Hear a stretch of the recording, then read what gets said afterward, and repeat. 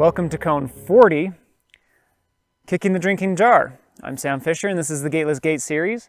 We have an interesting koan today that talks about more of elaborating the formless form and understanding the image and the copy of the concept behind the images. So we've got Master Hyakujo, and Master Hyakujo needs to create a new monastery. But instead of selecting a new monastery founder from his people, he devises a very simple test to test the Zen.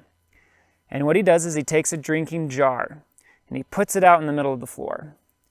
And he says, all right, this is a test to see who will be the next monastery person to test your Zen. And he says, you cannot call this a drinking jar. What can you call it? Now, before we go into the answers, think about what he's trying to demonstrate here. So there's some symbolism here. The drinking jar is like a vessel, and the vessel you fill with water, and water gives you water of life to your body. And so he's looking for someone to imitate and to be the vessel, to be the water of life for the body. But it's very symbolic. Does the jar matter? No. Does the water matter? No. The water's a symbol, the jar is a symbol. In a sense, they both matter because they're the symbol that Master Hyakujo is using to teach, so they matter very, very much. But it's the symbolism that's important. It's the underlying formless part of it that matters, not necessarily what kind of water or what kind of jar.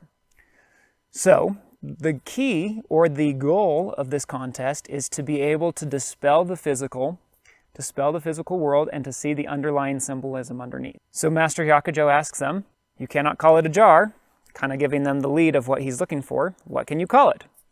And the lead monk says, well, you cannot call it a wooden stick. And you can see what the lead monk is doing is he's dodging the trap. He's not going to try and name the jar because that's not the goal. The goal is to see the underlying form. So he acknowledges that it's the underlying form that we're going for. And so he says you cannot call it a stick. So it's a pretty decent answer. But notice that it doesn't actually help you understand what it is. And then Master Isan, the new cook, he comes over and kicks the jar and walks away. Doesn't say a thing. He just kicks the jar over and walks away. And theoretically, the jar shatters into pieces, and the illusion is dispelled.